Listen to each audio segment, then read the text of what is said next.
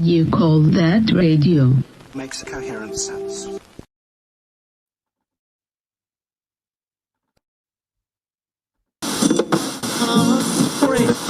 Brothers and sisters, may the peace that can only come from the one God be upon you. We are here to tell the people that we hear you.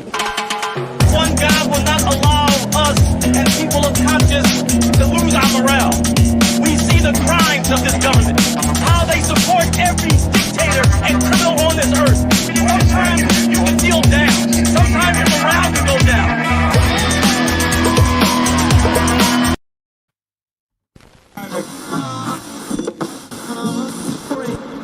Strange mood of our time. You call that radio? Makes coherent sense. Good evening, good afternoon, troubadours, and welcome to episode 3, I think, of You Call That Radio. I've got a very special guest tonight. We've got this guy, Darren Loki McGarvey, in the house, the virtual house. So don't need to phone the police and grass is in for having gatherings. There's no gatherings here.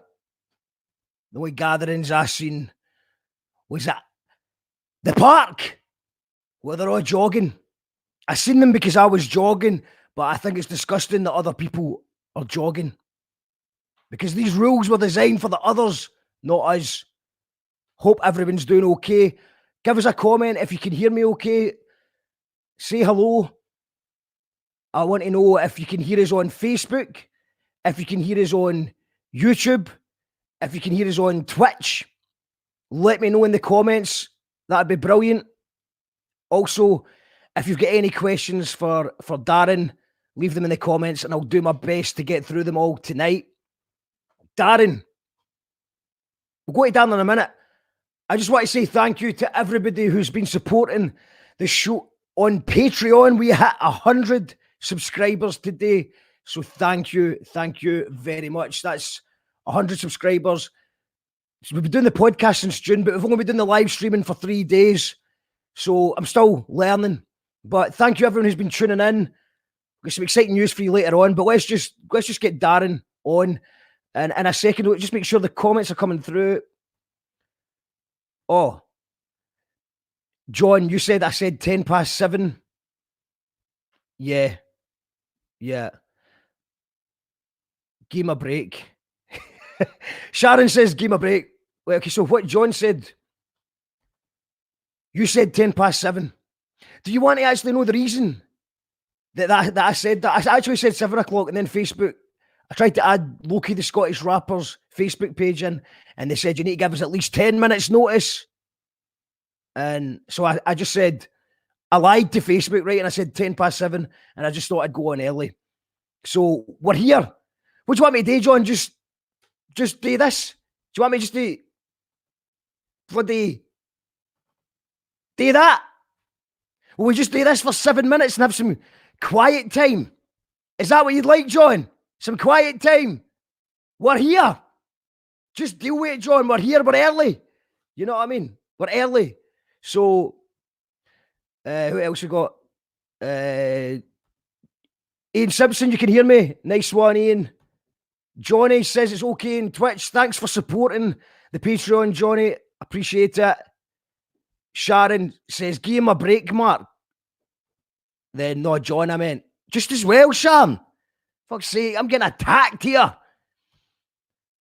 Big ups to Too Heavy, who's hearing us fine on YouTube. John, hi, Gordy Duncan. Did you get a wheel? What were you doing talking to Gordy? Fuck's sake, John. Going to keep an eye on him. Right, we're going to go bring a special guest on. Aye, John, stop being a pain in the arse. Right. It's time to bring on our special guest. It's an absolute honour. He's a hip-hop veteran with 20 albums under his belt, a social commentator, and he won the Orwell Prize for writing a book. Pumps Moz and all. Bring him on the now. Darren, can you hear me? I can indeed. How are you? Very well, mate. Very well. they're a bit grumpy in the comments already, but I can you'll see be- that.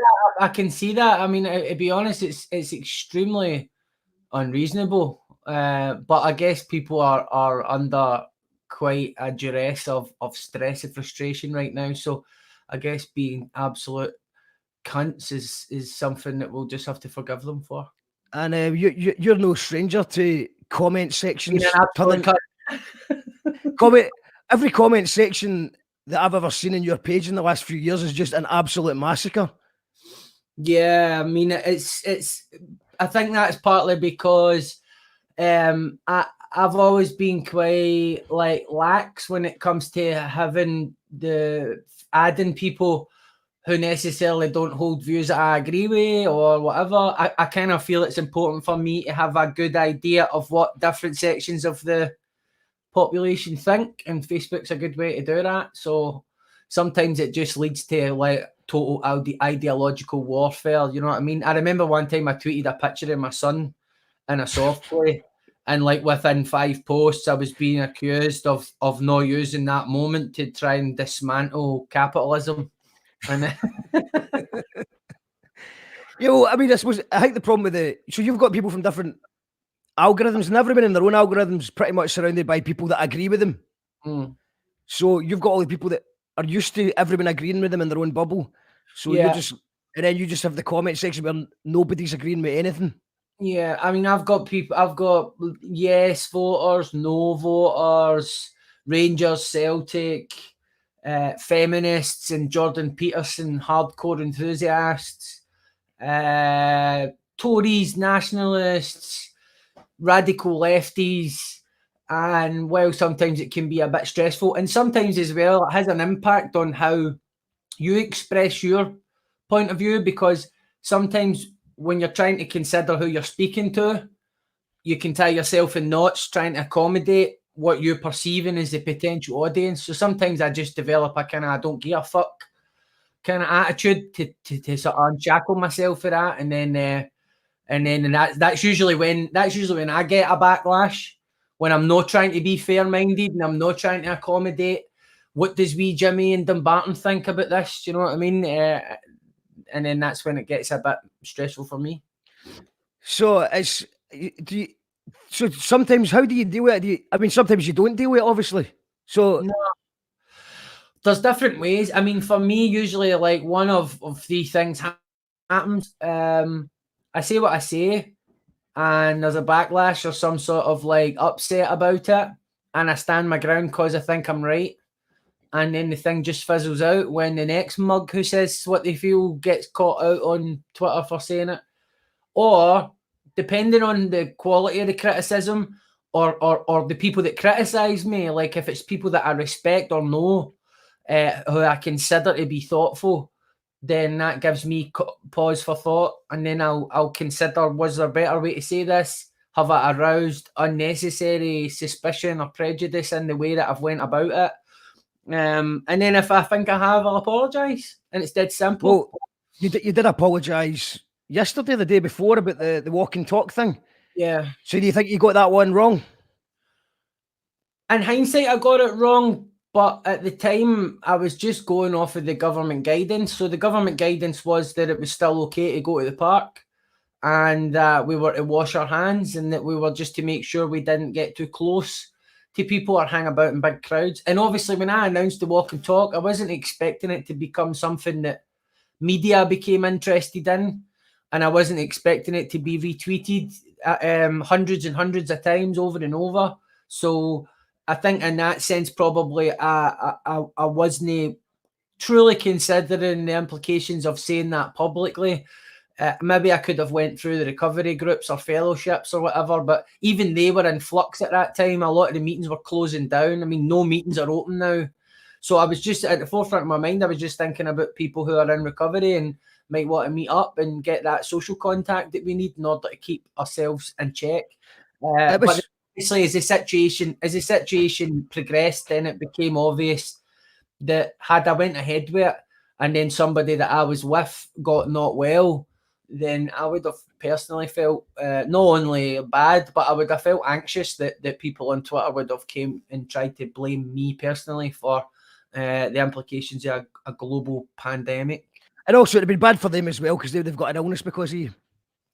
Well, not really. You know what I mean? Like, the most important thing is me, Mark. I think we all understand that. Well, I mean, to be fair to you, though, it was a different time just even a week ago. I mean, it was a different world. I remember people were doing 2 exercises a day back then, and a different world completely. I was actually more famous who masters the audio on the audio podcast. We do. You call that radio, by the way, for anyone just tuning in.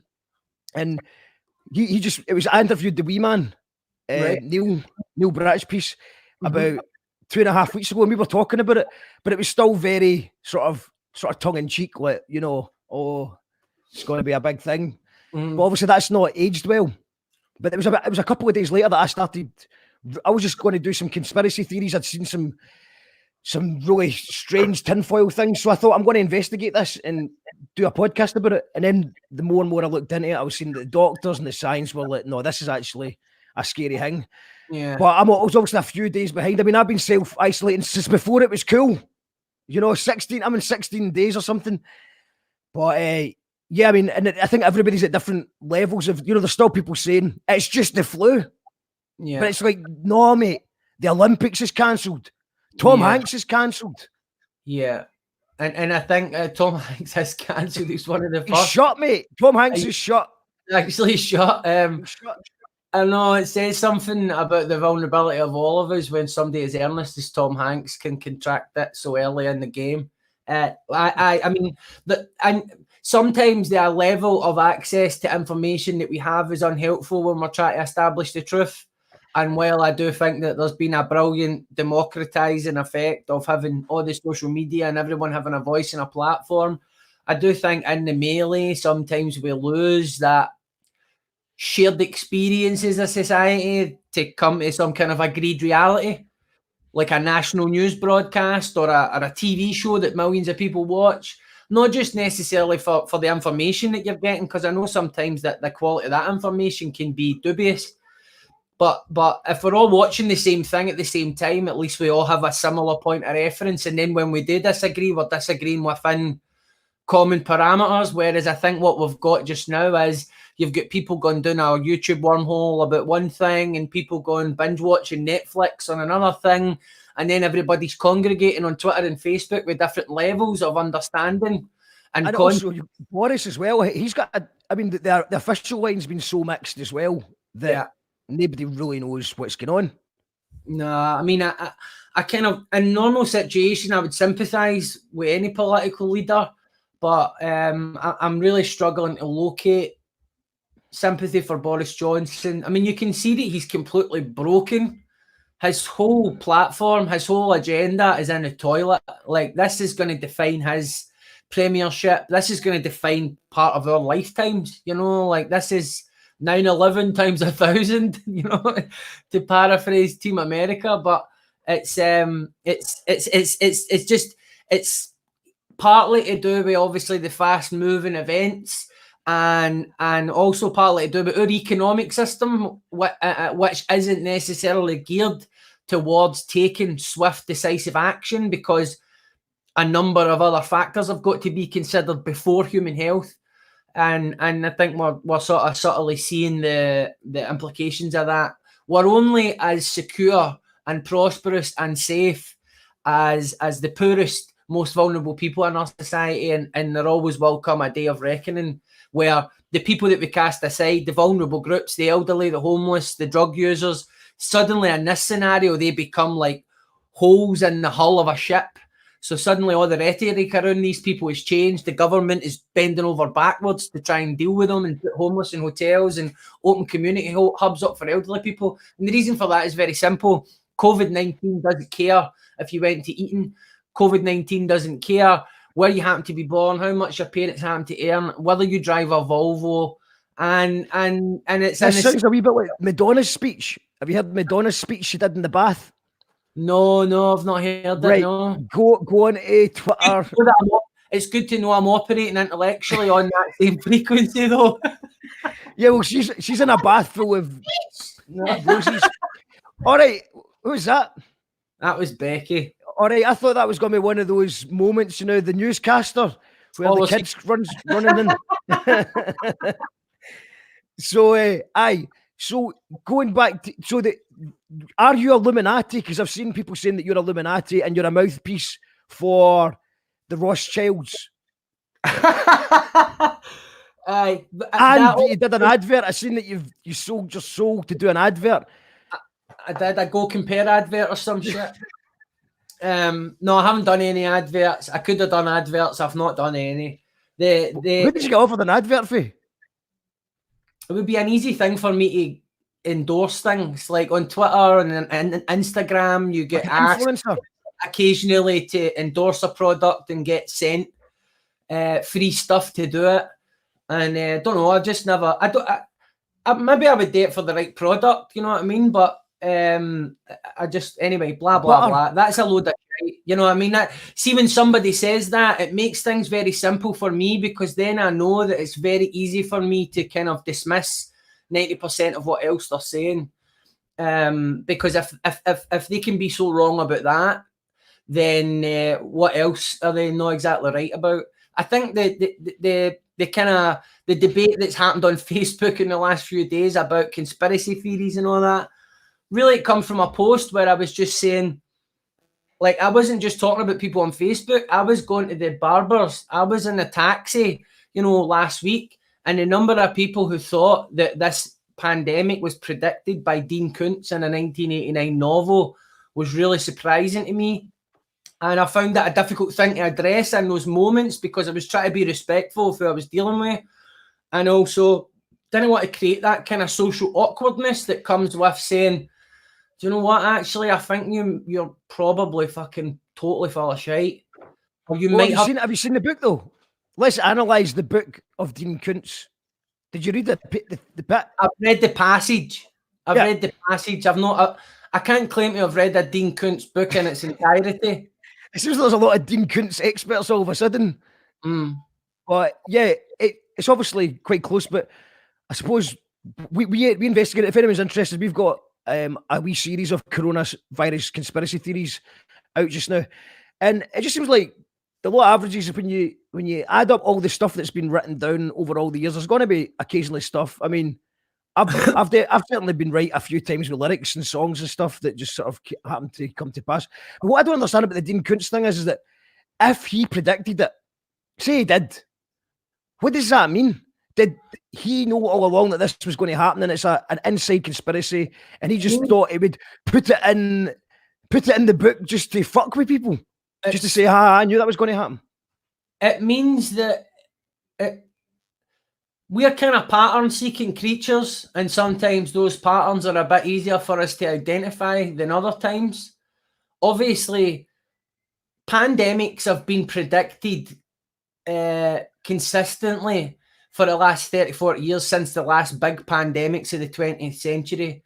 So really, simply just drawing on the available research and framing that into a fictional narrative to make your story more grounded in a kind of certain scientific logic is not that big a stretch to say that that's actually what happened. And that's including the hypotheses about where viruses might emerge based on things like countries where people eat bats.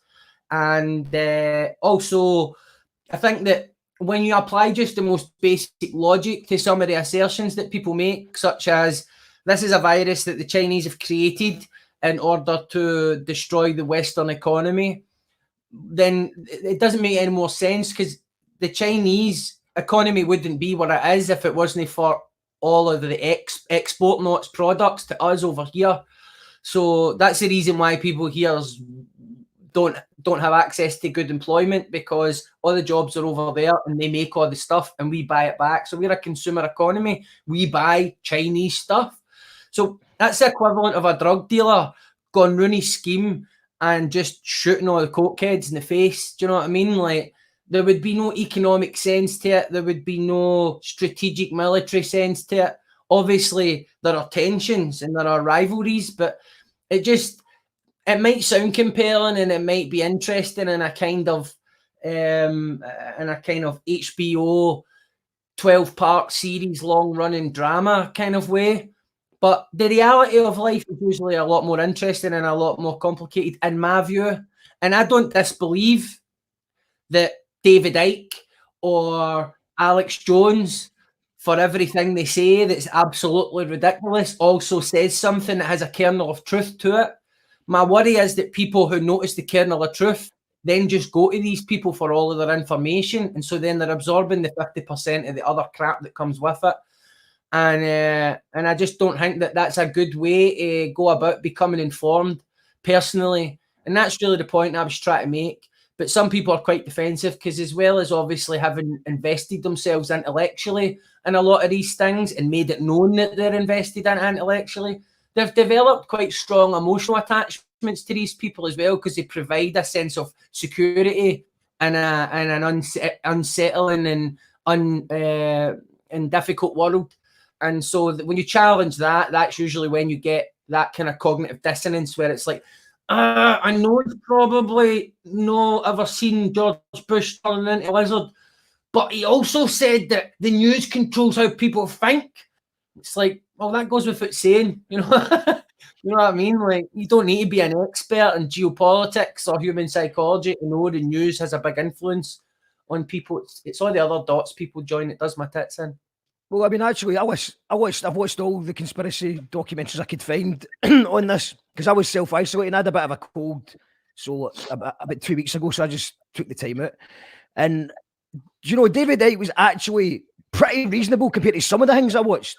Yeah, some of them are out there. I mean, a lot of them were about the 5G thing. So. And the problem is it turned into a flat earth thing because there's not an actual answer to anything. You ask one person a question, they've got a different theory. So you can basically answer anything because there's about 50 different answers to it all. Yeah. And oh no, carry on, sorry. No, on you go, man. On you go. It was just it was what I was going to say was, where I think David Icke is strongest is when he's talking about the oneness of humanity, or where he's talking about how things exist in different frequencies. And even just metaphorically, that works for me. I mean, if you listen to like a neuroscientist like Sam Harris talking about tripping on mushrooms, and he's mapping all of his scientific understanding of what happens in your brain when you take mushrooms, but also scientists lack the language to describe the multisensory experiences that happen, where actually what you're describing is a spiritual experience, and these things are important. You know, when David Icke talks about how you know, people are governed by their fear of what other people think of them, it's these things that endear people to David Icke. These are really valuable insights. These are really about the human condition. These are really about how do we cope as individuals in a really difficult world where we feel isolated and we struggle and we doubt ourselves. All of that stuff's important. It's a bit like Jordan Peterson. When he's doing the clean your room stuff, I'm on board. His teachings are in line with a lot of the stuff I've learned as an addict and an alcoholic in terms of how you get sober and stay sober and take responsibility for your shit. It's when people get an audience for saying those things and then they smuggle in all this other madness. You know, whether it's about using lobsters as an example of why men should rightly behave the way we behave and not think about the impact of gendered entitlement on women, or whether it's David Icke making the leap from human beings are all interconnected spiritually to saying that that prime minister's eyes turn black. Do you know what I mean? When they're in commune with the interstellar overlords of our society. And I just, the only reason that I say the things that I say about it is because I grew up around people who, everybody goes through a phase of watching these documentaries, particularly on YouTube, and smoking a power of hash and getting right into it. And as a sort of rite of passage, it can be good for broadening your worldview as you're going through loads of value-changing experiences as a young person. But I think if you don't move on from it and you just get stuck on it, then actually, while you're considering yourself deeply informed, you're actually really misinformed, and you're actually living in alignment with reality in a way that's no good for you, in my view. Yeah, I mean, I think that's what a lot. I mean, I remember when the swine flu thing came out. I remember being one of the people. I think I did a blog about it called "The Pandemic of Paranoia," and I was like, quite saying that this is bullshit. It's getting blown out of proportion, and I think that happens a lot in the media. But when I was going in with that theory. Well, this is going to be one of these bullshit, exaggerated type. That was my angle, and but the more I looked into it, I was like, no, this is actually this is real. This is a real thing. It's not just the flu. It's a real thing. It's going to put a lot of pressure on our NHS. And I'll start to think about the knock-on effect of all that stuff. And but I think some people they've been lied. It's the boy who cried wolf. Is the media and the politicians who have lied so much to the public now that now there is a real threat. I mean, arguably, they spent the last 2 weeks downplaying the threat and saying it'll be fine, just wash your hands. Aye. I think so. And I think also the government that we've currently got elected and the forces that were behind them really sold the population this idea of you don't need to listen to experts telling you what to do and just follow your intuitions. And you're right about immigrants and you're right about benefit claimants, and we're not going to challenge these assumptions. We're just going to serve up whatever it is you think you want so we can bring about this world of finance and commerce and unfettered capitalism and use all these other things as a Trojan horse for it. But obviously, there is a human tendency, irrespective of technology and politics in the present day, for us to fill in the gaps in our understanding with things that feel good to us or things that we were told that make sense for a number of reasons. And they make sense to us not just in how it looks, but they make sense in how it validates our prior beliefs. It makes sense in terms of our overall worldview, because our instincts, the reason we have a scientific method is because we can't trust our instincts in order to find out what's true. So I don't always know what's true. What I know is I don't know. And that's sometimes enough for me. If we could just rely on intuition, then we wouldn't need scientific journals to be robustly peer reviewed. We wouldn't need to have debates about this, that, and the next thing. It would just be a case of everybody just deciding what's true for themselves. And so I think, you're right. There is a current context which has made people more skeptical of so-called experts, but actually it's just a flaw of our evolution. It's a flaw of our psychology, particularly where you're talking about the kind of the wisdom of crowds and things like that. And I know some people don't like the tone that I took. I'm just reading a funny mess, and like people are getting really cheeky with me now because of this. You know what I mean? Like I had somebody the other day on here calling me wee man, right? I've got this and all. You actually need to shut up now, man. You're so arrogant and stuck up. It's unbelievable. Anything for a bit of attention. Grow up, you man child. So the thing about a lot of the people that have been saying things, right, when they're criticizing me for my personality defects, right, that's fair enough. But they've not got any argument about anything. So if you actually engage with them, they quickly short circuit to talking about the fact that I work with the BBC. Now let's break down that argument, right? So if they point out that I work with the BBC, then what they're saying is that my credibility and my sense of understanding and my integrity is in question because of a dubious actor in society that I'm in close proximity to, right? So, i.e., I work for the BBC, therefore I'm a dick. Therefore, I don't know what I'm talking about. But these are the same people who have been using Facebook for years, which is for free, and handing over all their details, like just bending over the digital barrel and just taking it right up the fucking shiter from a multinational conglomerate that has a genuine Bond villain at the top of the fucking pyramid. So if I'm being discriminated against or I'm being dismissed because I work for the BBC and my role as a broadcaster and a journalist on issues around poverty and I got fucking paid for it, then what does that say about them using Facebook to communicate all the hidden truths of society and they're getting nothing for it? You know what I mean? They're getting nothing for it. Most of the arguments that people are bringing to me are really just about them airing out their privately held frustrations or resentments about me and my personality. There's not a lot of arguments being made. Even people that think they're quite smart and might throw in a big fancy word now and again, like dialectics. Do you know what I mean? Then I don't see many opposites being interpenetrated when they're bringing the old argumentation. Really, it's just about trying to discredit me as a person. But no, I'm pretty open about my personal flaws. People who follow me know the deal. So whatever, man. If people want to get into it, that's fine. I don't feel insecure about the position I'm taking. Then actually, this is been my view for a long time, and people who know me, especially in the hip hop scene, will know that's my viewpoint. You know what I mean? So the viewpoint is it's not the lizards, it's just the Tories.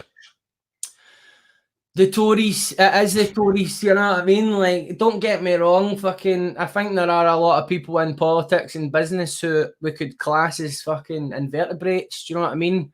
Well, I've just got a comment here actually, just from Lou, who says, I'm worried about the mutation of this virus now that the Prince Charles has it. It seems it can now jump from humans to lizards. Aye, that was a pretty good bit of sarcasm there. I'm into that. What other ones have we got? You want to read another comment? Well, let's go. 2 seconds. I'll bring them up on the screen. So, Sharon is saying that she can't hear us because her son's blasting the Pogues. Lewis says she's joining me in drinking red wine. I'm drinking cola out of a wine glass. I'm off it. D says Toby is Grönland. This is Darren, who I pointed out the article on poverty safari in your Swedish newspaper. Yeah, I'm international. You know what that's a bit. I'm international, mate. You know what I mean? I understand why some people don't like it. It's just I think that the low quality of personal insults and snidiness that I've been getting on social media really just emboldens me to be more dismissive. You know what I mean? Like, it emboldens me, because what I'm trying to do is, in the hip hop community in particular, like, I'm trying to use my platform to say, don't get drawn into this stuff. It's interesting and it works symbolically. You know, like, myths and religion are ultimately symbolic of deeper things that we should understand about life. But when you start taking it literally that Jews run the world, and you start taking it literally that every single thing is a backdoor deal that's done with the express intention of undermining you personally as a human being, then I think really you miss the complexity at play. Because it's not to say powerful interests aren't influential in the world and that they don't control many aspects of our lives or dictate many aspects of our lives, but also it really kind of, there's nowhere to go with that information, right? Because the people who believe all these things, they're not willing to take action on those beliefs. So what use are they anyway? So say we were being ruled by lizard people, and say that everybody at the BBC was a paedophile, or I know I'm mischaracterising the various views out there, but you get my point. If the situation is that stark and we're at the mercy of Agenda 21 and we're being vaccinated in order to depopulate our planet and curse our children with learning difficulties and autism through being injected with blah, blah, blah, blah, blah, then if I truly believed that, do you think I would be sitting on Facebook talking about it? Like, I act on my beliefs. That's why I've got programmes on the BBC and I write articles in the media, because these are tools at my disposal when I'm trying to do something about what I believe. Not just sitting there puffing a fucking joint, just thinking about it all the time. So you need to ask yourself, what use are people who believe this stuff in the grander scheme of any kind of fight for truth, for social justice? Because ultimately it's just a talking shop. And I'm sorry, but that's the truth. And that's how I feel. Strongly. Yep. I can hear that. Well, you've been getting into a lot of the. I mean, I've been getting some bad reaction from the podcast I put out, because I was basically just saying, questioning the things, and I'm trying to be as open minded as I possibly can be. So if anyone's got any theories, please do send them along, and I'm trying to look at them all. But what I think this is the perfect storm for fake news right now, though. I've never seen so much of it, and everybody's got a slightly different take. But it seems like if you can just say that you don't believe that, if you don't believe that this is a flu or there's a, to me, the thing that kind of the problem is that surely the powers that be, the elites who are running a life, who are making ridiculous decisions that don't give a fuck about the poor or the vulnerable, they want this. They're not happy with this economy. This cannot be good for the kind of people. And also, what's been strange is this is the first time that I've seen fake news that doesn't do anything. Like there's this one going about that says that you can kill the virus by drinking water, sunbathing, and having a bit of vitamin C. Yeah, and that stuff's no bad for you.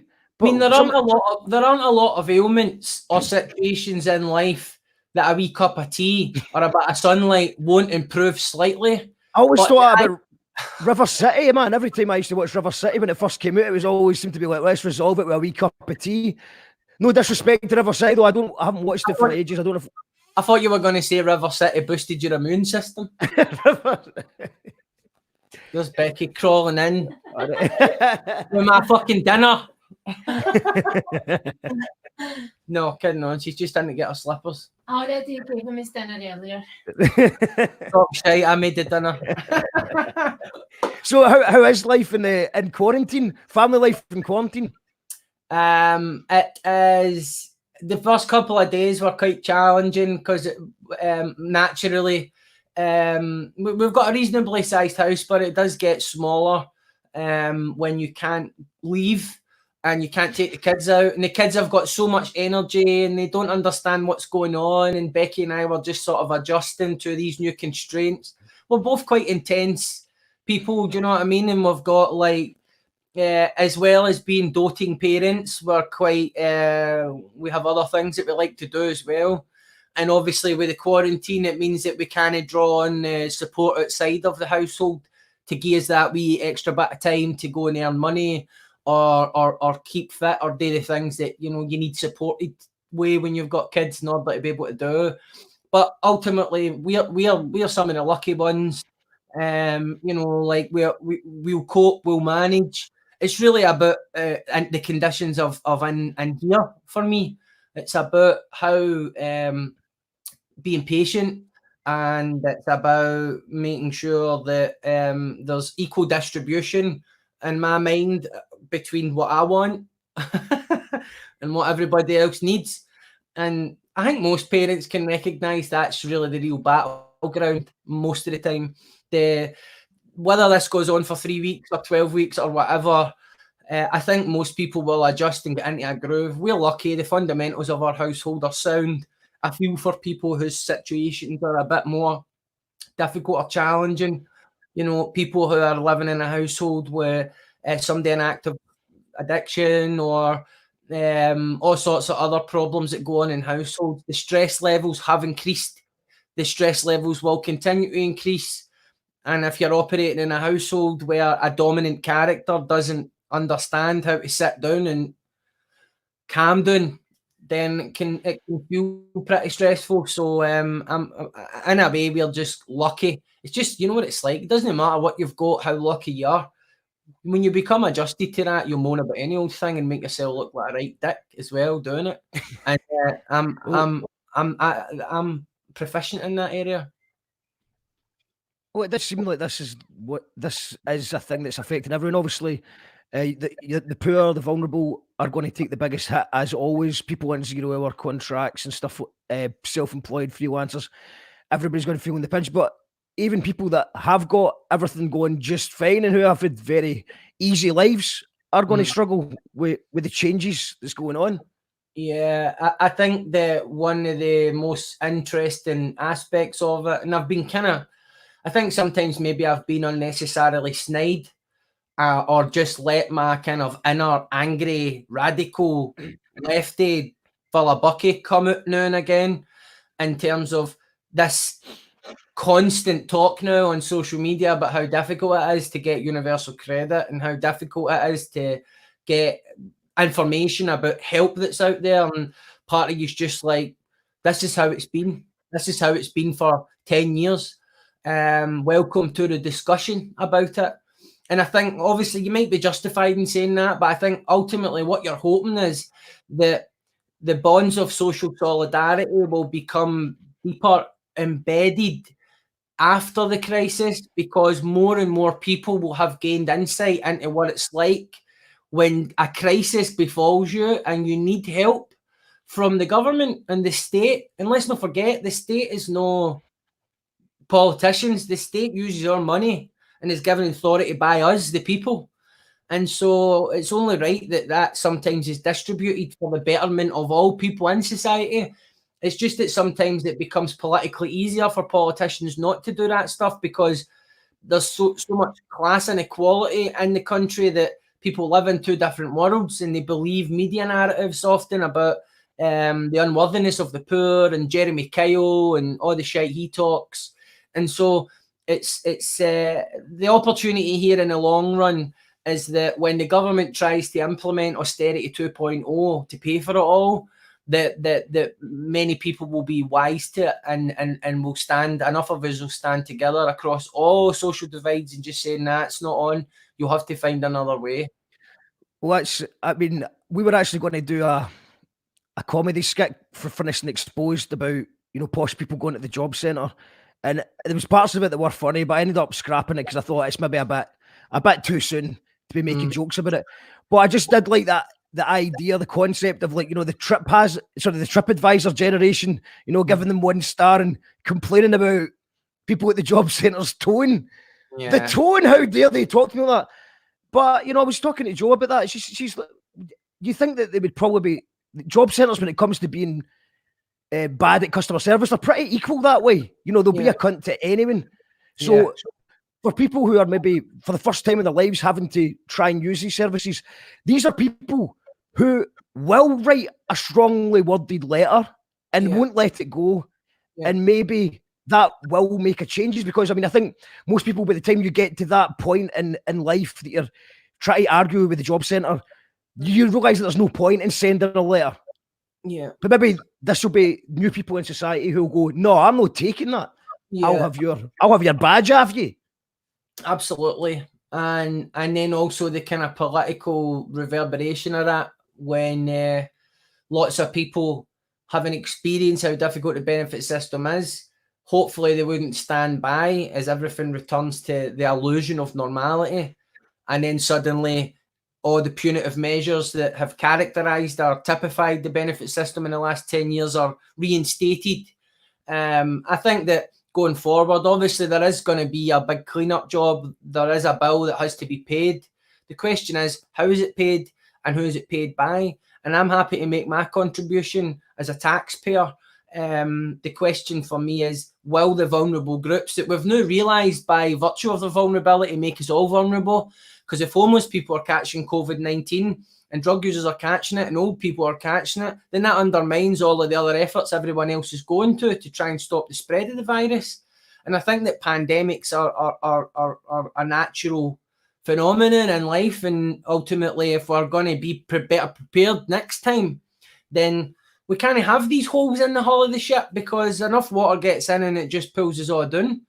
And so the question then becomes, what role do the big corporations play, not just in sharing the financial burden of the cost, but also we have a society that's run along lines of efficiency and profit and competition. And while I don't doubt that these can lead to certain progress, at the same time, one of the reasons we weren't able to have a good pandemic warning system, and one of the reasons why we have no plan B when a pandemic happens, despite even people like Bill Gates warning about it. Red flag, I mentioned Bill Gates. I know his vaccine gave 100,000 kids can't walk because he's polio vaccine or something I read on Facebook. I don't know. But he's done a lot of work on pandemics, and he's been warning for a long time that if we were to invest a fraction of what we invest in nuclear weapons, then we would have been able to deal with this a lot better. And part of the reason we haven't is because there's no profit incentive. So things in our society don't happen unless somebody can make money out of it. And in some situations, I think that is perfectly appropriate. But when it comes to human health, you can't insert a profit motive because it distorts the incentives. And that means that the minute that you prioritise human health over profit, society grinds to a halt. And that's kind of, I think that's becoming clearer by the moment. And you have to be really, really invested emotionally, financially, and intellectually in the current system to not have some sort of inkling that that's the reality. Yeah, I mean, I think it's just showing that this is not actually what capitalism's supposed to be anyway. This is some weird thing. I mean, I'm not a political expert or anything like that, but it does just seem to me that there is socialism for the big companies, the multinational billionaires out there. It's like, I seen you know, Richard Branson. That guy's been doing my nutting for years. He always appears with his begging bowl out, a billionaire. And his PR's amazing, so everyone just thinks that Richard, 4 billion. I'm doing my last 4 billion. Help me! It's just like, you know, everyone's like, oh, Richard Branson, he's a nice man. He got to the top by being nice. No, you know, that annoys me. And also, I think this is the problem is the short term money for profit that we're looking at, which doesn't make any sense. So having people paying someone a really low wage, as low as you can get away with, and your workers are on the breadline. How much better would they be as workers? How more productive would they be if they're not worried about paying their lecky, or they're not worried about how they're going to, or just being sick of eating shite noodles? And how better would people be at their job if they could just have a full belly and be looking forward to their holidays or whatever, and actually having a life? I think part of the problem is that when workers are secure, it's because their employers are having to make sacrifices to treat them fairly and pay them fairly. And one of the problems with a global economy is obviously the fact that the next country down the road can just undercut you. So in a country like ours, where we've had great advances with employment rights and working conditions and trade unions, China can just come on the scene and be like, look, we can build a hospital in 10 minutes. Do you know what I mean? And we'll just be paying everybody whatever the fuck we want to pay them. And because companies don't have any moral framework, because they're legally obliged to maximize profits for shareholders, then they have no choice but to move over there, because that's the conditions of the economy that are set by government obviously being heavily influenced by people in business. So I think there's so I'm not qualified really to talk about the economics of it. I just understand in a general way some of the basic principles, but obviously a lot of the measures that have been taken to bail us out of previous crises are partly what's made us more vulnerable, partly what's led to a backslide in social care, partly what's led to a backslide in the welfare state, human health, life expectancy. All of these metrics that we've traditionally used to justify the current system, the current way of life, are now all flashing red in the cockpit. And I think this is just really the kind of icing on the cake in terms of, when do we want to confront the truth? When do we want to confront the reality? Does accepting the current system doesn't work to some extent mean that we want a socialist dictatorship? No. But just even an acknowledgement from people in power that the current system needs to change in a more fundamental way than just tweaking the knobs of cutting public services and increasing taxes. Well, tell you what I'd like to ask. Let's a hypothetical question here. What would have happened if the UK had voted for Jeremy Corbyn to be in charge and he was dealing with this situation right now? How would it be different? It would be the nail in the coffin for any argument for a more socialist society, because the right-wing press immediately would be hostile to it just by virtue of the fact that they are so opposed to Corbyn anyway. So the empty shelves at supermarkets, the queues, basically life becoming a deleted scene from 28 Days Later, that would all be attributed to Corbyn and socialism and Corbynism by a lot of the media, and that would be the narrative. A backslide into tyranny, the coronavirus bill. He's only been in for a few months and look at what's happening. In a way, and I know this is a kind of cold, dispassionate political observation, I think Corbyn dodged a bullet. I think the left have dodged a bullet. They now have one of the most right-leaning prime ministers in a long time, basically out there every day, 5 o'clock on the dot, making really strong, powerful arguments about state intervention and the role of social solidarity. So I think in the long run, this might have been the kind of politically speaking, it might have been a bit of a godsend for. Is Boris raging? You said that you thought he looked heartbroken. Do you think Boris is actually just gutted, raging? I think I think he's a real free market fundamentalist in the sense that he believes that people's freedom and liberty and prosperity comes from people doing business, making profit and paying tax and creating opportunities and employment. And that's not a worldview that I think can be just discarded or dismissed. I think that's a legitimate worldview. What he lacks is proximity to the social problems that happen as a result of that worldview.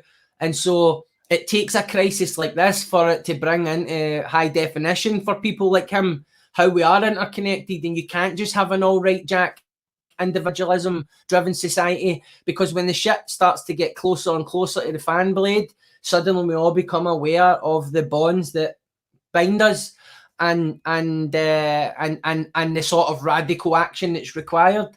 The radical action that, you know, a few months ago Boris Johnson would have been making jokes about in Parliament as being you know, Soviet Union style or Venezuelan style. And so in a way I think the left in the long run might benefit from this politically, although I'm not implying at all that this is about making political capital out of a situation. I'm just kind of thinking it like. Yeah, no. I mean, I think that one thing's for sure, he seems to like a holiday, Boris, and he's not getting much. I mean, it makes you wonder why people would even want to be a prime minister when you look at. It looks like a shite job, really, doesn't it? Like Trump, what is just Donald Trump, and why is he just floating about? I mean, Donald Trump was saying it was fake news and it was going to be fine just up until a couple of weeks ago, and then he kind of said, "All right, it is serious. Let's shut things down for a bit." But now he's kind of he realised that his ratings are tanking, the economy's going down, so he's talking about just bringing it, you know, reopening America for business quite soon. Yeah, this is. I think when people start talking in those terms, you're really beginning to see, like, revealed in its grotesqueness, the fundamentalism that drives a lot of people near the top of the society. So Trump's a multi-billionaire business guy. He's ruthless. He capitalism is like a religion to him, and so this is a big setback for his belief system. The idea that the state needs to intervene and requisition hospitals and turn factories into places to manufacture tests and all of these things, because he comes from a worldview where if you can't make money from it, it's not worth doing. And the state shouldn't be involving itself in the organisation of human life. That's something that we can leave to Amazon and Trump and Bill Gates and all of that. So when people start talking about the weighing up on a kind of ethical scale, whether we should keep people in social distancing until we find a cure and make sure everybody's safe, or whether we should just send people out into a virus-infested society with a virus that we don't know much about, and a virus that we don't know much about who's got it, then really you're beginning to kind of see the tentacles of some of the fucking monsters out there who I'll be happy to say are behaving immorally, and I wouldn't be so quick to accommodate the worldview that you're trying to make a reasonable decision about basically sacrificing people in order so that they can participate in a labour market that's already tipped against them, where wealth and power is always being extracted from them. I mean, Americans have got it some of the worst since the financial crash, in terms of healthcare, in terms of getting their houses taken off them by banks, and in terms of nobody over there facing the consequences of the financial speculation that led to the near crash of the global economy. So I think that's stuff that people need to resist immediately. I've seen a guy on Fox News, I think it was Fox News. But it was, he was basically saying that, and he was obviously, this guy was in disarray because he's obviously a guy who's losing lots of money. So he was just saying that he thinks that people of his age group should just take one for the team, for his grandkids. And he said that he spoke to hundreds of people who agreed with him. And but obviously what he means is so he said that he would rather die. There's things that he would rather die for than, so he's like worshipping at the altar of the stock market. Yeah. And the stock market's down. So he said he would rather die. But wait, it doesn't mean him though, does he? He means people in his age group with less access to healthcare, I would imagine. Yeah. This idea that because he's of a certain age, that means that he is equivalent to all of the people in America who are of a certain age is just ridiculous. Because as well as obviously a lot of differences in individual health, depending on where you come from and your lifestyle in relation to your class and your earnings and all of that, then he's obviously got healthcare. He's obviously protected in a number of ways. The big predictor of that is the fact that he is a guest on Fox News, and it might have been CNBC. I'll fact check that, but it's a real thing. Whatever it was, I seen the interview. And it's also going to be I think that's going to be a common thing, because right now people don't know what to do. So it's like, I think that's going to be one of the angles. It's like, fuck it, let's just go back to work. Let's see what happens. I think that's going to be a thing. It can't. I mean, there's doctors saying that this could be a long time, and I don't know if the system has got the infrastructure to just have people sitting home all the time. I was writing an article about it today. I think there will be very aggressive attempts to just patch it up and return to a kind of variation of what we've had before. How does it affect the newspapers, man? But newspapers are surely going to be. But I mean, things aren't going well for newspapers anyway. But nobody's going to be going down and getting their paper in the morning, are they? Using up their one exercise of the day. No, but a lot of newspapers they generate revenue from online advertising now, and some of it is more obvious and some of it's more subtle. If you read the Herald or the Daily Record, you'll notice that you might need to answer a survey question, to read an opinion column, or you might have a pop-up thing happening while you're reading your article, and increasingly this is how they generate revenue. And this is maybe increasingly why things like, natural news, chemtrails.net is springing up with free information. Yeah. Just sorry to go back, interrupt you there, man. You mentioned home care. I've got from Cross message, and cheers Cross, who joined the Patreon today. We hit 100 patrons today. Thank you to everyone supporting on patreon.com/you call that radio. Cross says, reporting Scotland finally tonight showed Scottish people who have had their home care suspended. It's obviously not working out for them. Hopefully some pressure in Scott Gov to go in a different direction to Darth Cummings. What'd you say to that, man? Yeah, it's interesting, isn't it? Like, I mean, 4 weeks ago, we were talking about the return of eugenics and the ridiculous idea that someone like Boris Johnson has better genetics than somebody like Evander Holyfield. And then just by some strange coincidence, rich white guys, and I'm not invoking identity politics when I say that, I'm just talking about history. The eugenicists who came up with these theories, what they were trying to figure out was why, by some strange coincidence, they always seem to fare better in all of the metrics that determine a person's positive or negative outcome in life. And the big thing that didn't occur to them was the fact that they might have grew up in a strong social network and they might have had access to opportunities. And so we were talking about eugenics, and we were talking about, why some people do better than others and meritocracy. And then suddenly we're in a situation where, everybody's got to wash their hands and it doesn't fucking matter. Like, their genetics don't matter and where they come from doesn't matter. And there's just certain things that really show in real high focus that there aren't great differences between us in terms of how we're put together, in terms of how we respond to our environments.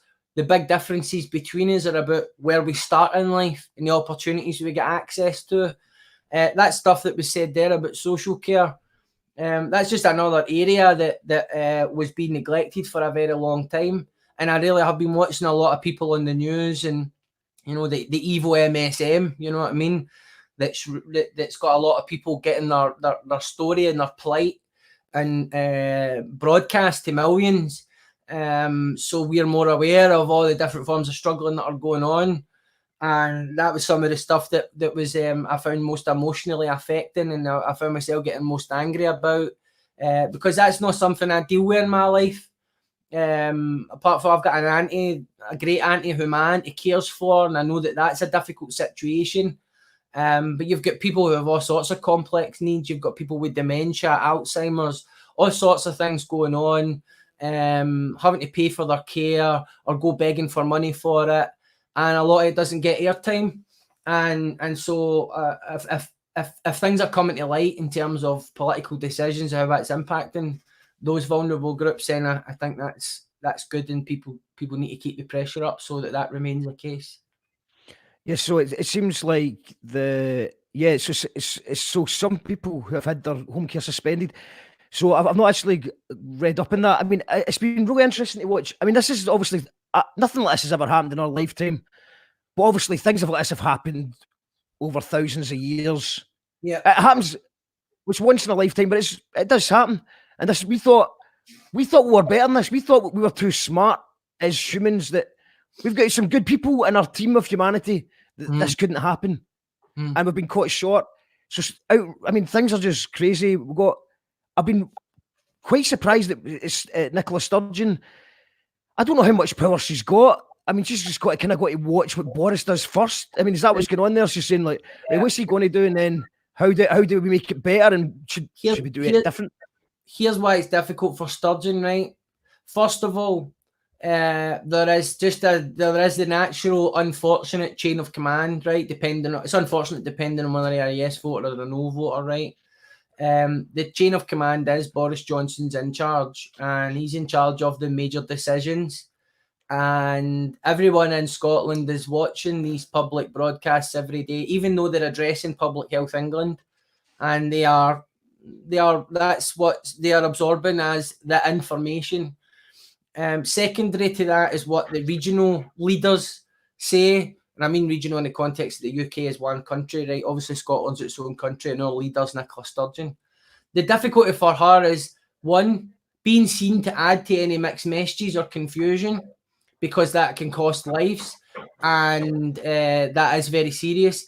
And two, because of the way the SNP has politically acted previously, in terms of sometimes necessarily, sometimes legitimately, and sometimes for political theatre, has been seen to grandstand and take an opposition position to what's happening in London in order to take a very pronounced posture politically in Scotland, then she runs the risk of being seen to be doing that around something as urgent and pressing as a real serious threat to human life. So in a way, she's hampered by two things. She's hampered by the lack of power that she really has in a situation like this, and the lack of authority that she really has. And two, she's played a lot of cards previously in order to agitate, and now in a point where there might be a real moral, political necessity to diverge from the UK, then a lot of people are going to suspect that it's politically motivated, which I don't personally think it would be. But I'm biased in her favour because I'm a yes voter, and I think she is one of the more decent leaders on the scene. Yeah, it's a. What do you think?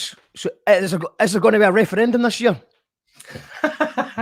No, and I'll tell you something. The SNP a lot of people in the SNP will be privately relieved because they don't want another referendum, and this gives them the perfect excuse to say it's not happening.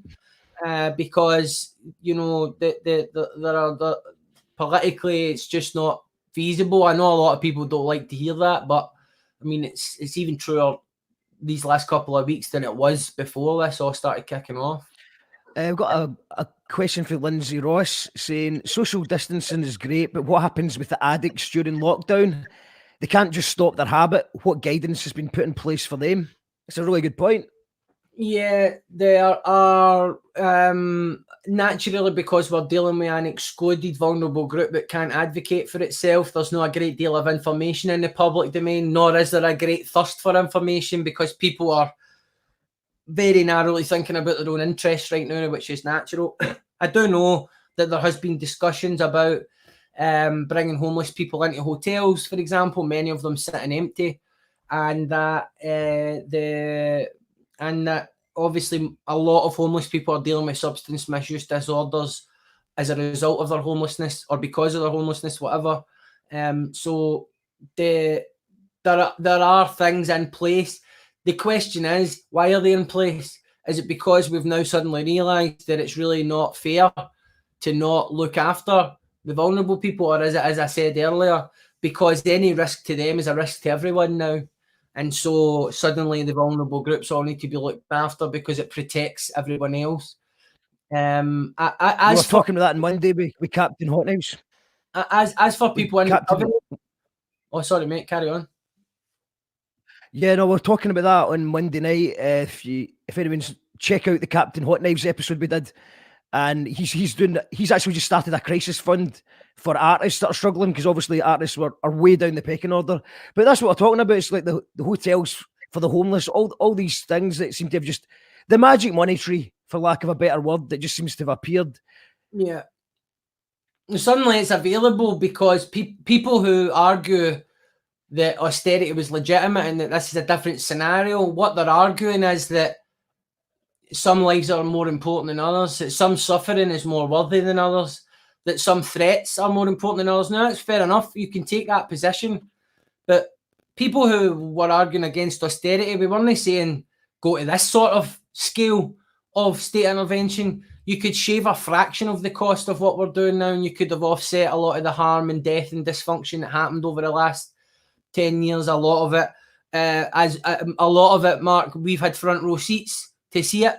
You know what I mean? So it's difficult when people start coming with that kind of objective, dispassionate worldview, when it's clear that worldview perhaps is partly informed by them not being affected in the same way as some other people.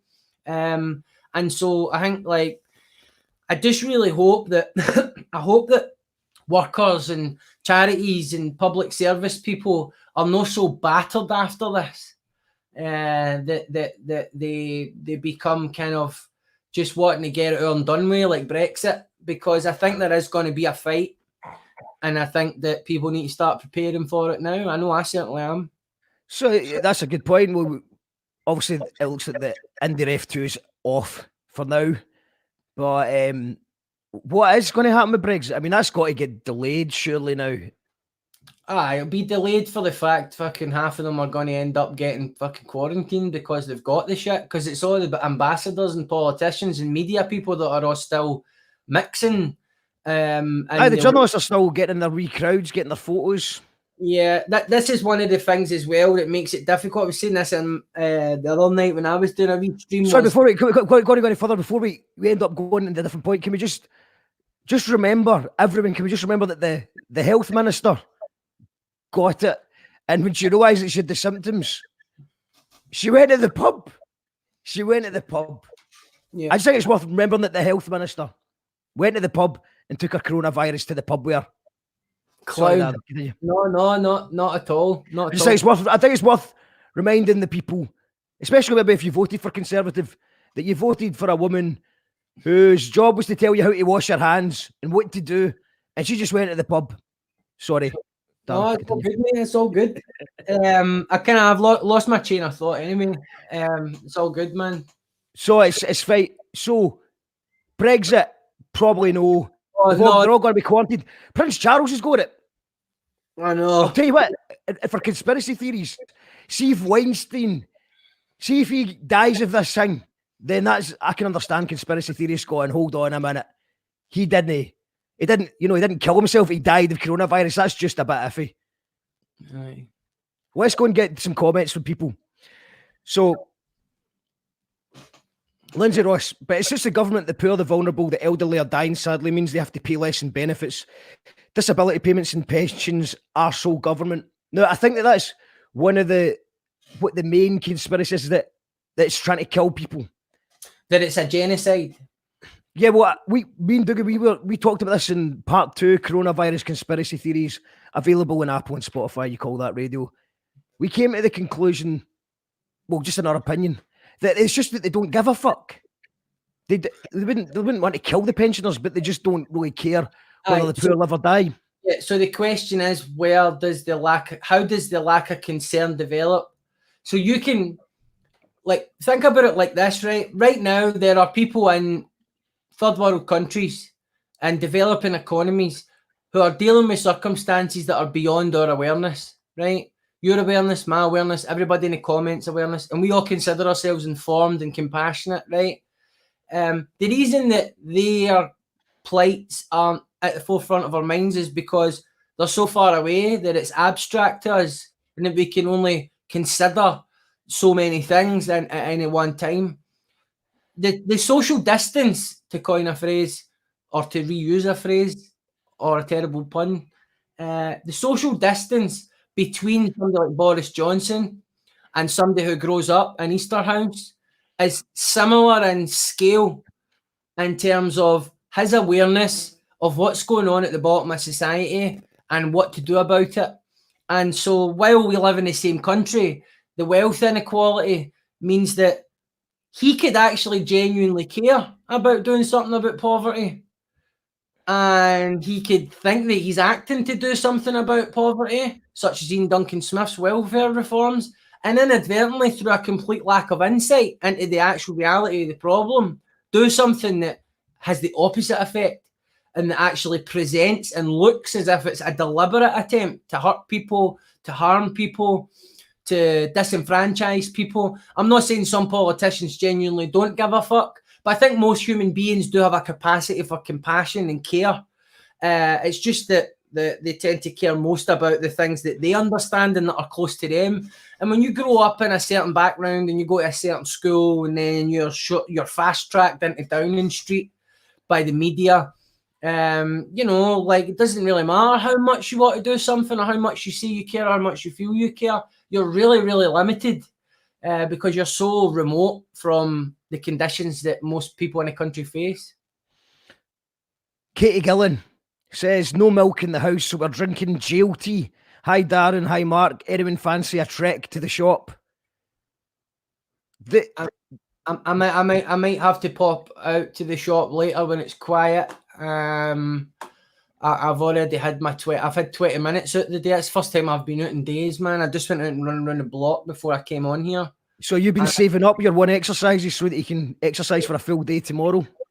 I've not been able to get out. Like, Becky's been working from home and she's been like doing teaching and all that on the computer and meetings and things like that. So I've just been doing the stair with the kids. And after, like, you get them to their bed, you don't really feel like exercising. You know what I mean? It's more about how many pot noodles can you horse down before you fall asleep. I've seen you're on the Wheatos as well. The Wheatos. I was on the Wheatos. Honestly, mate, you know what I mean? Like, it's only fair since I post pictures of myself, like, try to get buff in the gym, that I'll post some pictures of what's going to happen to me over the next few weeks. Well, I've ordered some fitness equipment, but fuck knows when it's going to get here. You've had to order things for fucking all sorts of places, and who knows when it'll arrive. So I'm just I'm storing the calories right now in case we do go into a genuine food shortage. Well, we had Roberta Pia on the show last night from the Banana Sessions. We went through a list of things that you can do to avoid the boredom and cabin fever setting in. So, you know, you could be writing poems, you could be writing songs, you could be learning a hobby, learning an instrument, learn a language, or just chill out and watch Netflix. There's loads of things you can do. But you could also, I just found out today, what you can also do is go into your local Facebook community neighborhood watch type page and just see everyone moaning. And basically people are moaning. People are going outside and moaning that there's people outside, but they were outside to begin with. So they're kind of like running around going, these bloody joggers, they're disgusting. How did you see that there was joggers in the park? I was having a jog in the park. And I think that kind of sort of touched on at the beginning is that most people agree with these new rules, but nobody's really that sure that it affects them. Yeah, it's like parking tickets. Everybody thinks that they get parking tickets unjustifiably. Like, it's just part of human behavior. Like, we all think that everybody else should be doing the thing that we do, that our circumstance is exceptional in some way. And I think, like, maybe it is, but the whole point of the rules is that they apply to everybody. I mean, I've got a situation just now where like early last week, before this situation had deteriorated to the extent that it has,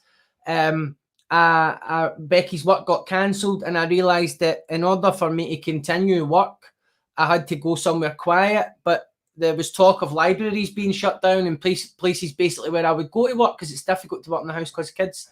And so I booked into a hotel. I only stayed 4 days there. I booked it for 13 nights so that I could come back and forward and work there during the day, sleep there at night, come home, put the kids to bed, blah, blah, blah. And now I'm in a situation where the hotel won't even send staff that they're telling to come into work into the room just to throw my stuff in a bag so I can go and pick it up in a couple of weeks. So they're telling me that it's too dangerous to do that and that I should leave social isolation and enter the hotel while they're telling their staff to come to work, regardless of the fact that everybody that's non-essentials to shut down. And it's like, you know, you're clearly dealing with a hotel manager who's not really up on the most up-to-date information and also has a lot of other pressures coming for his boss.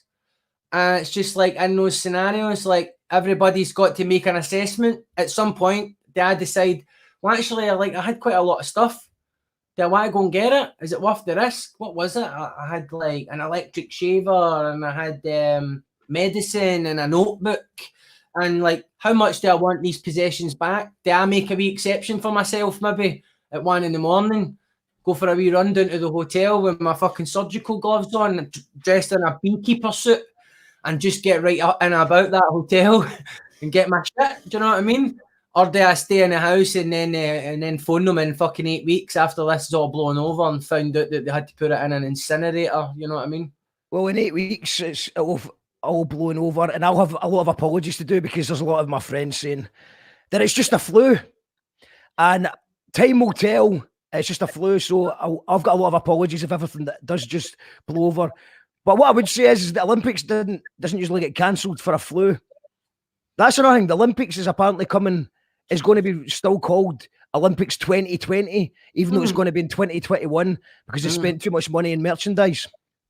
Yeah, I think maybe for a lot of people, maybe it will feel like a flu, but obviously if it makes the jump from flu to pneumonia, which is basically what happens because the virus overwhelms your immune system, so your immune system goes to DEFCON 1 and starts killing all your healthy cells because it's just trying to get whatever's in out. And so people's lungs fill with fluid, they start coughing up blood. They can't even say a few words without being on oxygen. And obviously, while vulnerable groups and elderly people are the most affected by this, or most likely to die, there's a lot of people who are young who are getting it. And that's one of the things that started bringing it home for me. It was one of the things I started getting into a ding-dong with some of the people online. So you said something about an Irish guy, a healthy guy, but apparently he does have asthma, but he's still healthy apart from that. He's still young with asthma, so it's still, there's lots of people with asthma. Well, maybe in that example, but there have been a lot of other examples of people who don't seem to have pre-existing conditions, and it might not have killed them, but it's really fucked them up, you know what I mean? And it's a horrible thing to go through.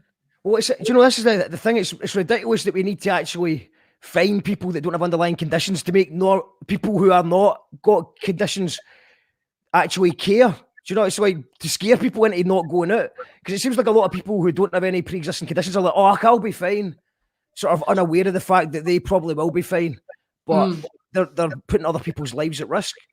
I mean, we're asking people that. We've created a society that doesn't really care about their fellow man that much. It's more about making money. And now we're asking these same people to stay in the house because you might put other people's life in danger because they're carrying about what might be an invisible illness that they don't even really sure is true. It's like something out of a sci-fi movie, isn't it? I mean, it's after like decades of subtle conditioning. And I don't mean by the Illuminati, I mean conditioning that's very easy to detect and prove in our media and advertising. Then we've been told, no, like, if you look after yourself and you do well, that's when society will function, that's when everything will be rosy.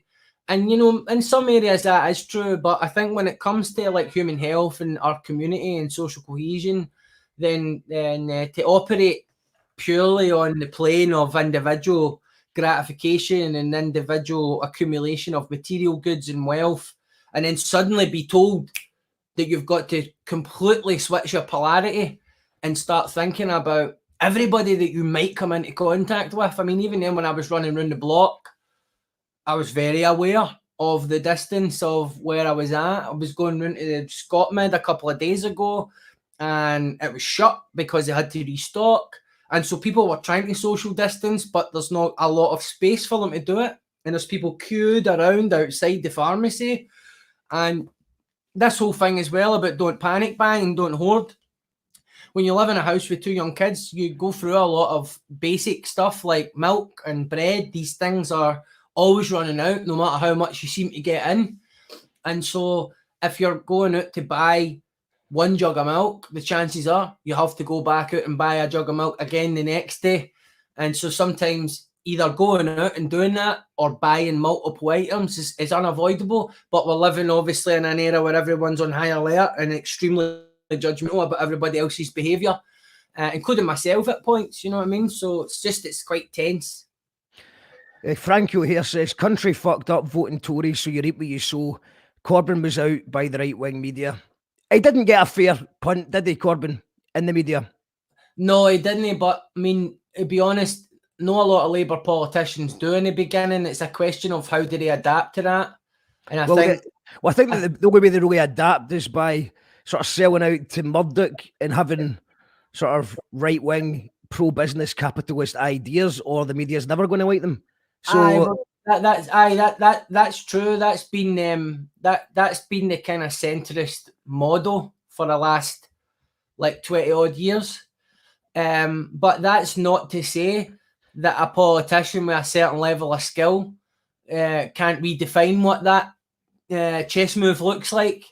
I don't think it's a foregone conclusion, and I think it's very self-limiting for us as people interested in politics or political movements to think that that's the only chess move that's available. I mean, what Jeremy Corbyn done was create a social movement, and I think that's where he was putting his best foot forward. Regardless of any concessions that he might have made to the media, I don't think he was cut out for the modern world of politics in terms of what people expect from politicians, even right down to how they expect them to look and dress. And I know that's dead superficial, but there's a reason a priest wears a robe. There's a reason a cop wears a hat. There's a reason that certain people in society have to dress a certain way. It's because regardless of how much free age bullshit we think we're into and how much we just want to walk about in hoodies and fucking get our faces tattooed and all that, at the end of the day, we expect people in positions of authority with responsibility in society to present themselves in a certain way. And Corbyn couldn't even bring himself to have a shave. Aye, but come on, look at the neck of Boris, though. Look at the neck at him at times. No, absolutely. I'm not saying that that's right. I'm just saying that's the way it is. Don't give them something, but they'll find something. They'll find something. Of course. But if the situation with Corbyn provides any sort of like positives, then it's the fact that he moved the needle further to the left in terms of the sort of topics that are tolerated in terms of the mainstream political discussion. And it actually has teed it up quite nicely for the situation that's going to follow where we are now, where I think he's made it safer for whoever becomes the next Labour leader to It's not going to sound that outlandish. It's not going to especially sound Boris, especially Boris doing all his mad shit as well. He's just Sarah, I think she's kind of agreeing with what you said earlier. It's not about making political capital, but a lot of people are going to come round to leftist ideas because of this. It's a fair point. Well, politicians, whether they want to make political capital or no, they have to move with the circumstances. So every crisis is an opportunity in the long run, and that's I've seen people say, people have been saying though, "Oh, I'm glad we don't have Corbyn. Things would be much, much worse." Aye, that's like a John Cooper Clarke said about the Grange Hill. They did an anti-drugs advert, and they went, how do you know that it wasn't a successful advert? Maybe things could have been far, far worse if it hadn't been for the Grange Hill anti-drugs advert. Yeah, right. I can only go to past because I've got to go and do... Right. Okay, let's rattle through the comments. So just get one sentence answer, all right? Okay. Okay. Capitalism has no empathy. It's not designed to have empathy. It's designed to generate profit. Okay. Johnny Sloan, that's a Twitch thing. Shout outs to everyone on Twitch, by the way. We're here every night at 7 o'clock on Twitch, YouTube, and Facebook. Kez, my sister's a home support worker and she's out there every day. She loves the people she cares for and would never leave them without care. There's a lot of angels out there doing a lot of good work. And hopefully, Glad to hear it. I'm glad to hear it. Shout out to everybody that's doing that shit. Kez also to do so. Sharon says, I've broken rules 2 days in a row. Keep away from everyone for my dog. Okay. I wonder how many divorces, murdered spouses, and babies will come out the back of being isolated to be the other half for weeks and end. On the real, though, there is going to be a lot of pregnancies and divorces. I think that's fair to say, isn't it? Well, hopefully neither will be happening in my household. That's all I'll do. Okay, so right, there's lots of comments in. I don't think we could. If you just want to go, if you want to wrap up before you go, then I want you to tell us, because we're here every night 7 o'clock. We've got tomorrow. We've got Iona Lee tomorrow night. We've got the Friday night. We're going to have a phone in, so anyone can phone up, and you can call that. You call that radio. And then on Saturday night we've got Gary Falls, the comedian. Sunday we've got David Blair for Colonel Mustard in the Barrowlands. Monday we've got Alana Hepburn. Tuesday we've got Kat Hepburn. Darren, I was going to just ask you about your book because I know I shouldn't laugh, but the fact you're just saying it's not going so well. Because every time I see you, you've got a grip at you like, oh, Brexit happened, but I'm back on track. And now this. Aye. Is this affecting you? Your book writing? Yeah, because how can you release a book that doesn't acknowledge the big defining thing that's happened in the previous year? So it takes a year to write a book at least, and then something happens. And whether it's Brexit or in this case, the pandemic, like it calls into question everything from the title of the book to the structure of the book. So you have to re-nose it with a different introduction, which then has an impact on what the reader's going to expect. And so, like, between that and obviously my own kind of personal struggles at different points in the last while, I've just not been able to get a clean run at it. You know, it's just, it's a difficult time to write non-fiction. Because the events are so seismic in terms of how people perceive them and the impact that they have on people. You can't really write a book that touches on social issues or politics without acknowledging them. And you can't just acknowledge them and then proceed with the book that you wrote before they happened. Because everybody's going to want to read a book that's responding to the moment that we're in. And so I just need to once again kind of down tools and wait for the inspiration to come again, man. Because I'm not saying it's hard. It's not as hard as having this other jobs now. But you know what? I'm sick of apologising for it as well. It is fucking hard. Do you know what I mean? It's hard when you go to sit down to write and you think you've got somewhere and then you might as well just throw it all in a fucking shredder. It's demoralising, actually. It doesn't matter how well you're being paid to do it, because ultimately you want the book to be really good. You want the book to be really helpful and to say something. And if it was just about money, I would have just phoned it in and wrote a shitey mental health book, you know what I mean, that you can read in the fucking airport toilet. But I chose not to do that. I chose to do something ambitious, and I'm fucking paying for it. It'd be fine, though. I'm sure it'll be brilliant, man. You can still keep a lot of this stuff. I mean, surely it can just be your journey and maybe just because you're quite good at correcting yourself if you change your mind on something. So I think that'd be quite an interesting read. Just I mean, this is going to be a moment in time, a very important moment in time to capture. It is, but see, if I was just to write a book and really, here's what I've been up to and here's what's been happening while I've been gone about my life, that would be easy. It was just that I was kind of trying to move it away from the memoir aspect, you know what I mean? I would still want to include some personal experience in it, but I just get the pot noodles and the Wheatos in there somewhere. but I mean, even when I was talking to my therapist about this, and he says, well, maybe the book's about doubt, you know what I mean? Because it really, what I've been struggling with is my confidence. You know what I mean? My confidence to kind of like to plant my flag in a certain way of looking at it and just execute. Because it's been a mad roller coaster for me personally. And sometimes I say something and it seems like people are like on board, and then sometimes I say something and then it seems like people aren't there.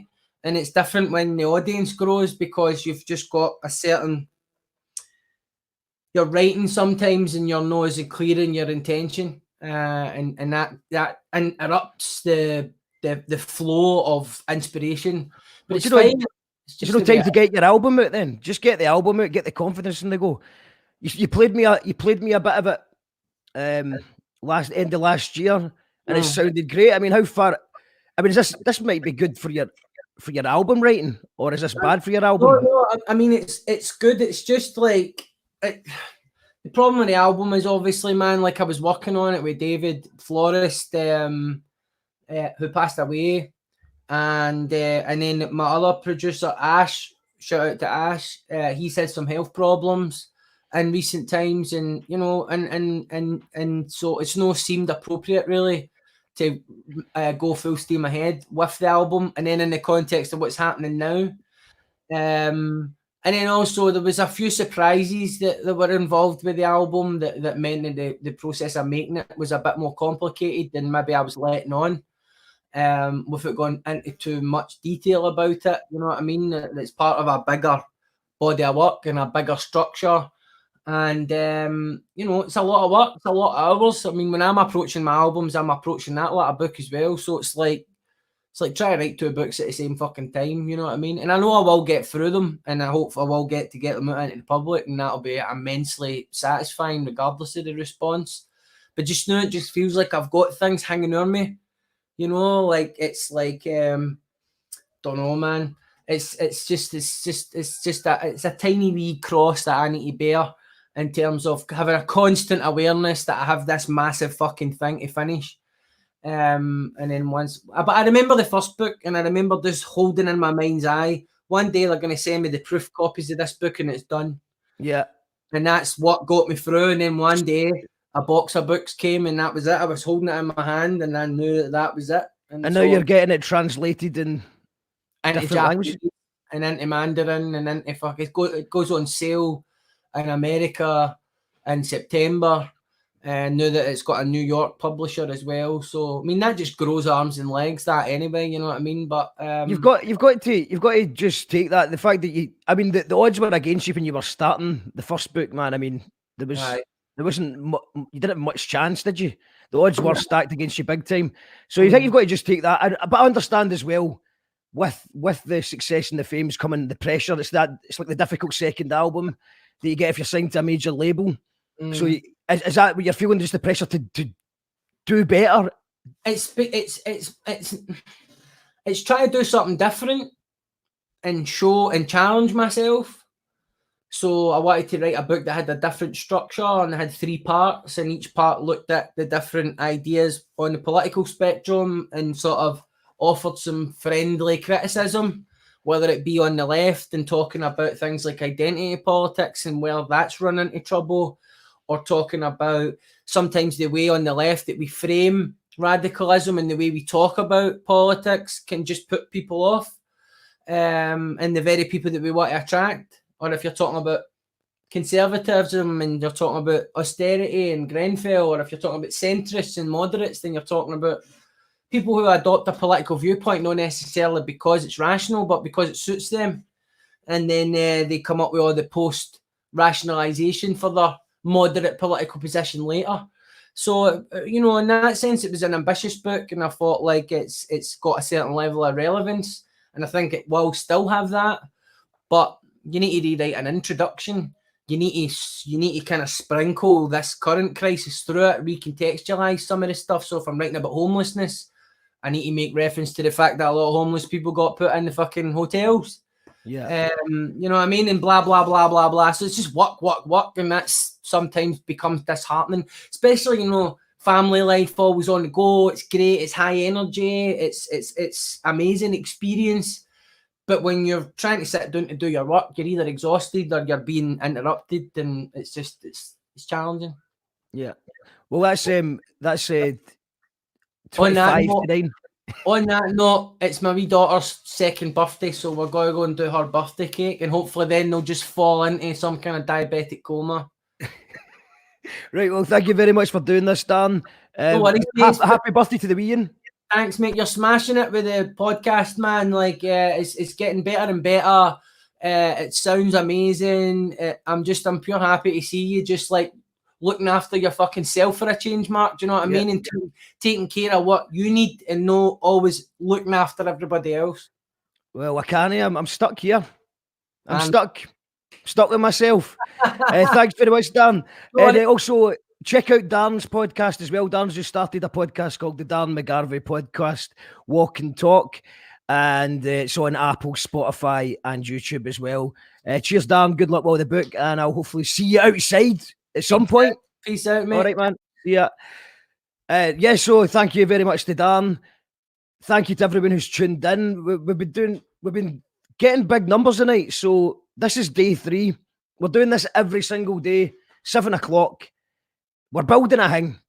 We started building this thing last June, just as an audio podcast called You Call That Radio. So there, that one. See that logo? I'll show you the logo. I'll show you a logo. So this is the logo. So it's called You Call That Radio. That's the podcast. Thanks to for more famous. Me and him did a podcast. It's now on about 20 odd episodes on Apple, Spotify, all the usual places. Go look up You Call That Radio. And every day we're doing live streams from the quarantine. This is day 3.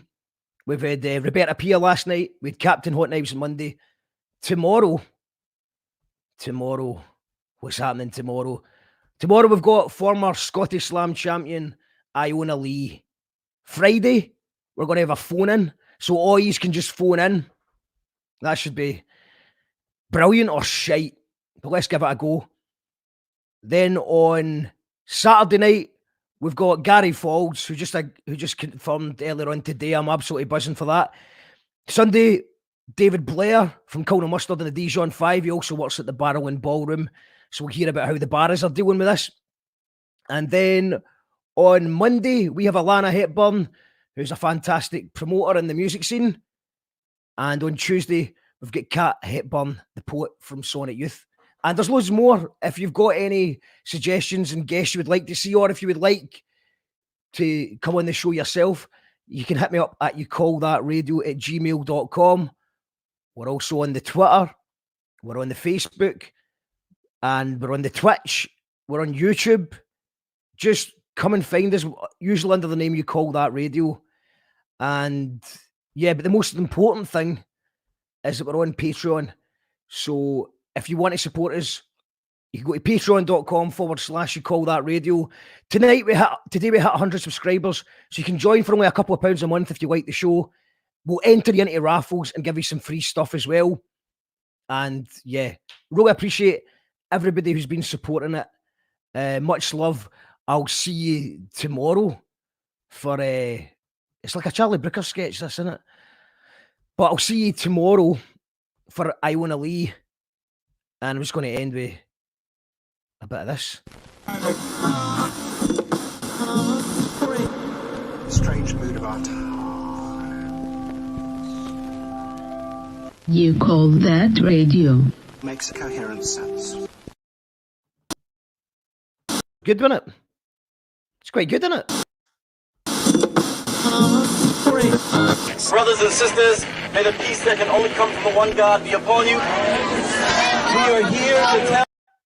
Thank you, everyone. Thank you very much for tuning in. I was just quite happy that graphic thing worked. That's quite good, isn't it? Thank you, everyone, for tuning in. See you tomorrow night, 7 o'clock for Iona.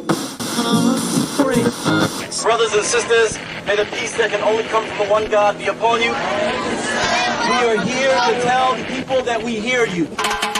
One God will not allow us and people of conscience to lose our morale. We see the crimes of this government.